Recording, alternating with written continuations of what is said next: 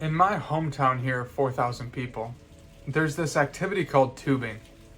And it's this summertime activity where you get your friends together and you float down the river for a day. And it usually lasts a few hours.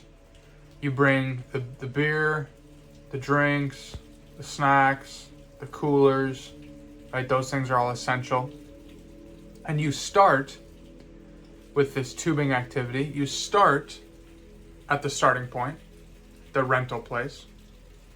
You start at point A and you float down river for a few hours and you get to the end point, point B. And you ride this effortless flow of the river downstream for the day. And it's not even really about the destination, of course. It's more about just enjoying the ride for the day, enjoying the few hours and having a good time, right? So at the starting point, everyone puts their tubes in the river. Everyone gets their things together, the drinks, the coolers, all that stuff. And you put your tube in the river and you just lay in your tube, right? So you can float downstream for the day. Or you lay on your belly, right? And you're out like this. So everyone puts their stuff in the river and you get prepped. And you would never go tubing and expect to go upstream. You would never go tubing and expect to float upstream, right? That just sounds stupid. That sounds absolutely stupid. So, in order to travel upstream, it would be extremely difficult. That would be completely unnatural. And to think about putting your tube in the river and floating upstream, that's complete nonsense, right? If you have a destination, if you're trying to enjoy the day of tubing with your friends, you put your tube in the river and you float with the current. You go downstream and you make it effortless like that, right? So if you did have a destination upstream, if you had to go somewhere that was upstream from the river, well then you'd probably just want to walk or something. You know, like the river wouldn't be the mode of transportation for you. Okay? If you actually tried to do that and you hopped in the river and you tried to swim upstream and you tried to, you got out and walked for a little bit and in the river you had to swim for a little bit, it would be extremely difficult, right? And it would just be a matter of time before you get so exhausted where the river just viciously just whips you back downstream with the natural pull of the current. So, to make this an effortless ride for you and your friends with tubing and to make an enjoyable day on the river, these river activities are always about traveling downstream and traveling with the current. And wherever your destination is, your belief system is this river that pulls you in a certain direction. In which direction are you unconsciously pulled? Think about this. In what direction are you naturally pulled? That's your belief system. And this is the nature of self-sabotage. You think about what self-sabotage is. It's when you make progress and you're viciously just pulled back by gravity, seemingly for no reason, unconsciously. In which direction are you unconsciously pulled? Do your beliefs allow for a downstream swim to your goal? You might have a destination, but you're going against the stream, but you're trying to swim upstream. Okay? You want to swim with the river current to your destination, and you can change the direction of your current to allow you to swim downstream, to allow the current to inevitably pull you to your goal.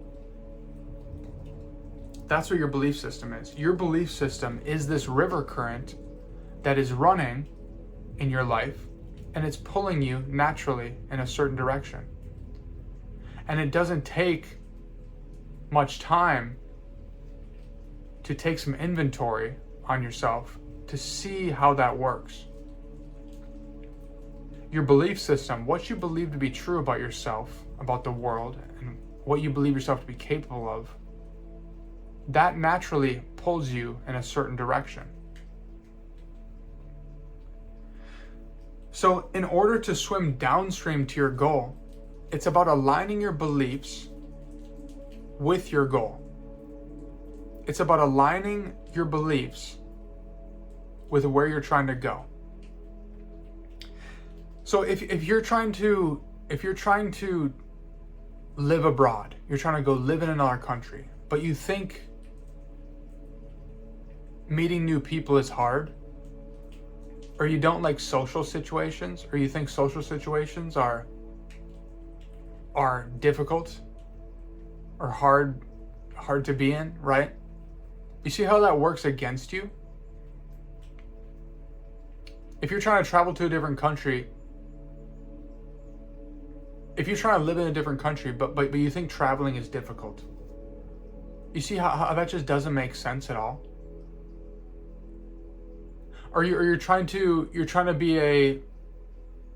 to start an online business, but you think making content is difficult, or you think making money online is hard. See, you need to align your beliefs in a way. You need to tailor your beliefs to where the current pulls you to your goal inevitably.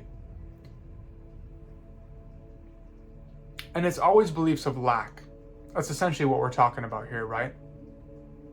It's the beliefs of lack and limitation, about how you're not capable, about how you're not cut out for it. Your beliefs are up to you. Your beliefs are completely up to you. And I know it may not seem like it, but your beliefs are up to you. Those beliefs right now are rooted deep because it's beliefs that you've brought from your childhood and have just translated into your adult life, right? About how you're not cut out for it, how you're not capable, this isn't you, you're not that type of person. You don't believe yourself to be that kind of person. The roots are dug deep, I know, and they can be stubborn. But you need to look at your goal. You need to clearly define your goal and ask yourself, what do I need to believe to be true about myself and the world to make this goal an effortless ride downstream for me? What do I need to believe to be true about myself in order for the river current to pull me there? Okay?